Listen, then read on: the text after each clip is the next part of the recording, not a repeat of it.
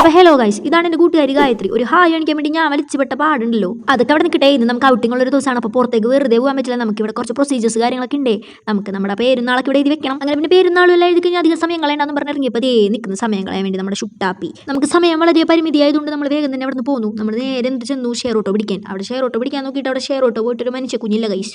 അങ്ങനെ അവിടെ കുറേ നേരം വായ വിളിച്ചപ്പോൾ നമുക്കൊരു ഷെയർ ഓട്ടോ കിട്ടി. അതിലാണെങ്കിൽ ഒട്ടും തിരക്കുണ്ടായിരുന്നില്ല.